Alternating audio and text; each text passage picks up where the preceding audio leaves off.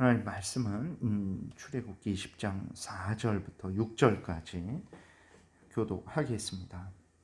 너를 위하여 새긴 우상을 만들지 말고 또 위로 하늘에 있는 것이나 아래로 땅에 있는 것이나 땅 아래 물속에 있는 곳에 어떤 형상도 만들지 말며 그것들에게 절하지 말며 그것들을 섬기지 말라.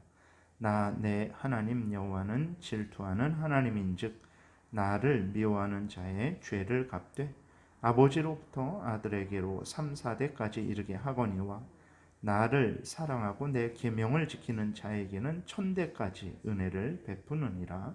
아멘. 기도드리겠습니다. 살아계신 하나님, 이 시간 하나님의 말씀을 전하고 듣습니다. 성령께서 역사하셔서 우리를 향한 하나님의 뜻을 잘 깨달아 알게 도우시고 성경을 통해서 알려주시는 대로 굳게 믿고 따르게 도우소서. 예수 그리스도의 이름으로 기도드렸습니다. 아멘. 이제 어제는 이계명에서 명령하는 것이 무엇인지에 대해서 살펴봤습니다. 그래서 하나님께 예배를 드릴 때에는 하나님이 성경에서 알려주신 대로만 예배를 드려야 된다. 그러한 예배의 요소들도 인간이 만들어내서는 결코 안 되고 성경을 통해서 알려주신 그 예배의 요소들을 가지고 하나님 앞에 이제 예배를 드려야 된다라는 것을 말씀을 드렸습니다. 그래서 그러한 것들을 찬송을 2번 할지 3번 할지 4번 할지 이러한 것들은 이제 우리들이 임의로 할 수 있는 부분이죠. 그러나 찬송을 안 한다, 아니면 다른 무엇으로 바꾼다, 이러한 부분은 우리가 할 수 없는 그러한 부분이라는 것을 또 기억을 해야 되겠습니다.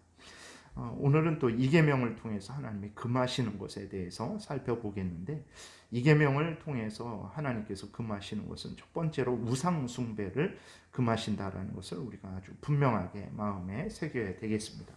여기에서 말하는 우상은 이제 어떤 이방 종교들이 믿는 그러한 거짓된 그러한 신, 거짓된 그러한 우상을, 거짓된 신을 말하는 것이 아니라 우상은 이제 하나님을 조각이나 그림으로 표현한 것을 우상이라고 이렇게 말을 합니다. 인형 같은 거죠. 그러니까 인형이나 그림, 그러한 것들을 우상이라고 이렇게 말을 하는데, 하나님이 하나님을 그런 인형같이 마치 어떤 조각이나 돌이나 나무로 그렇게 깎아 만들지 말고 그림으로 그리지 말 것을 아주 분명하게 말씀하셨다라는 것을 기억을 해야 됩니다. 그러니까 여기서 말하는 것은 불교의 불상을 섬기지 말아라, 불교의 신을 섬기지 말아라, 이슬람의 신을 섬기지 말아라, 무당이 믿는 그러한 신들, 그런 우상들, 거짓된 신들을 섬기지 말라, 그것도 포함이 되지만 여기에서 더 분명하게 본문에서 말하고 있는 것은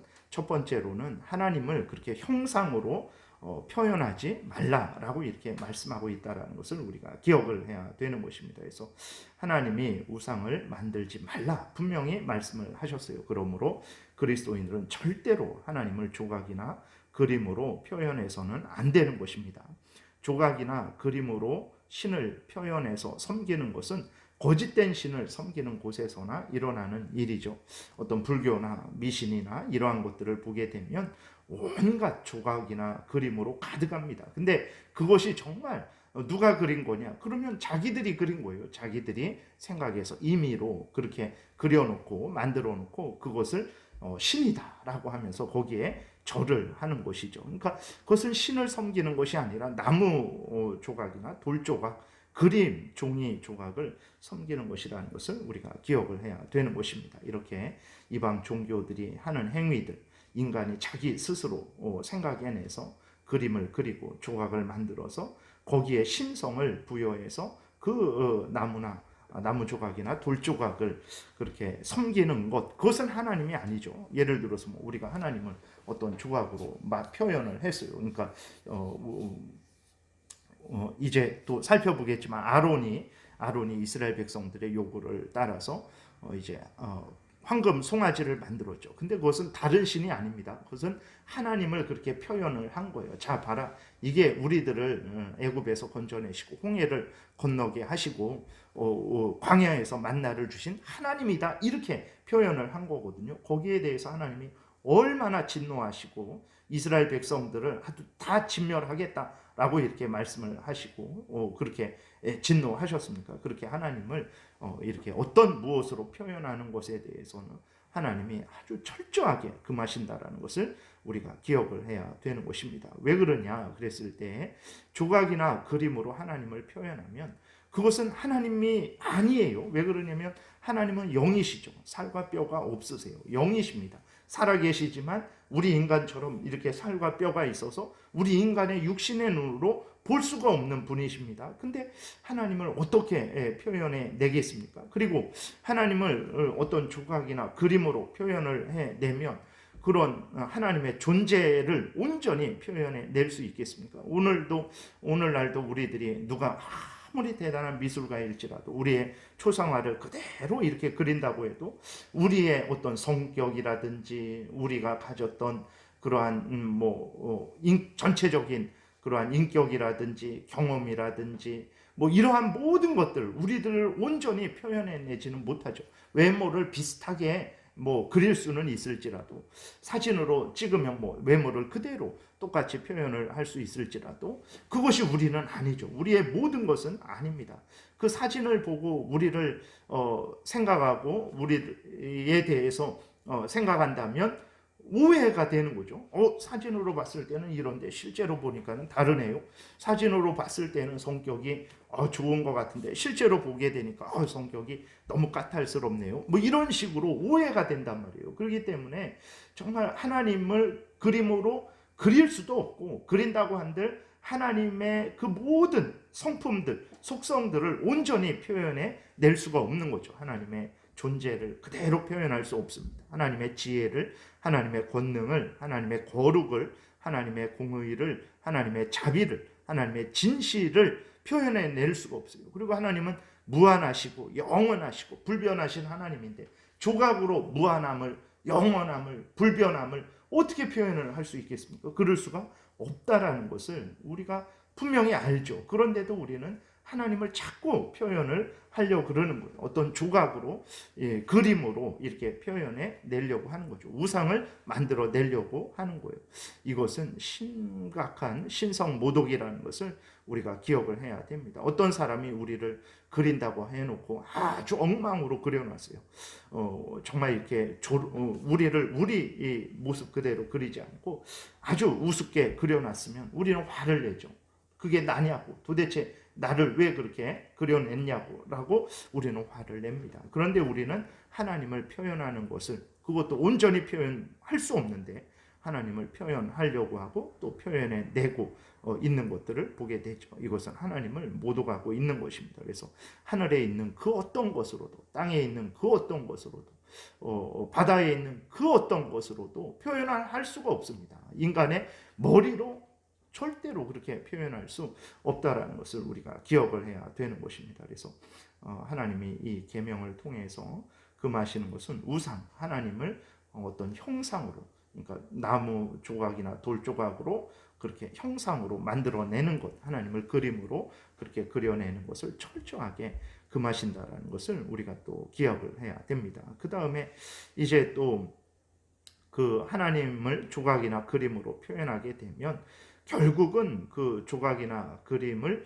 소중히 여기게 된다라는 것을 또 우리는 알고 있죠. 그래서 예를 들어서 예수 그리스도가 그려진 그림이 있는데 그 그림을 이렇게 발로 밟고 불태울 수 있겠습니까? 그럴 수 없어요. 오히려 아마 화를 낼 거예요.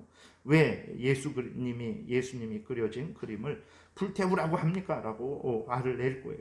그러나 예수님이 그려진 그 그림이 정말 어떤 그림일까? 그거는 그림일 뿐입니다. 다른 그림과 같이 다른 아이들이 재밌게 어떤 그림이나 아니면 화가들이 다른 무엇을 그린 그림이나 똑같은 그림이라는 것을 우리가 기억을 해야 되는 것입니다. 그 그림이 예수님이 당신을 그리셔서 우리에게 주신 그림도 아니에요. 교회가 공적으로 이건 예수님이다 인정한 것도 아닙니다. 그것은 그냥 그림일 뿐이에요. 다른 그림과 같이. 그런데도 불구하고 그 그림에 신성을 부여하는 거예요. 그래서 그 그림을 신성시하는 거죠. 그래서 그 그림에 대해서 함부로 하지 못하는 거예요. 그 종이에 대해서 함부로 하지 못하는 거예요. 결국은 돌조각, 나무조각, 종이를 섬기게 되는 것입니다. 그것을 소중하게 이렇게 하게 되는 거죠. 그렇게 되기 때문에 그것을 하나님이 금하시는 거예요. 그래서 하나님을 무엇으로 표현하게 되면 그 표현된 무엇이 더 소중하게 되고 결국은 그 무엇으로 표현된 그것을 그 우상을 섬기게 되기 때문에 하나님께서 그렇게 철저하게 우상을 만들어서 하나님을 섬기는 방식은 하나님이 인정하시지 않는 방식이죠. 그 우상이 하나님을 드러낼 수가 없기 때문에 그런 것입니다. 그리고 두 번째로 하나님이 금하시는 것은 이제 성경에서 정한 방법이 아니고 다른 방법을 고안해내는 것, 그렇게 그래서 하나님을 섬기는 것을 금하고 있다라는 것을 우리가 생각해야 됩니다. 대표적인 예가 이제 북이스라엘의 첫 번째 왕인 여로보암이죠. 여로보암은 자기가 왕이 되자마자 불안해서 하나님이 명하시지 않았는데도 불구하고 자신이 제단도 새롭게 만들고 반드시 예루살렘에서만 제사를 드려야 되는데 북쪽 이스라엘의 단과 베델에 제단을 새롭게 만들었죠. 절기 날짜도 새롭게 정했죠. 제사장도 레위인들을 통해서 그렇게 세워야 되는데 그 제사장도 자신이 새롭게 임명을 하죠. 하나님이 정하신 것은 다 이렇게 다르게, 그러니까 하나님이 정하신 것은 정하신 거예요. 뭐 제단이라든지 그러한 제도라든지 절기라든지 제사장을 세워야 된다라든지, 그런데 말만 하나님이 정하신 것이고 내용들은 다 달라요.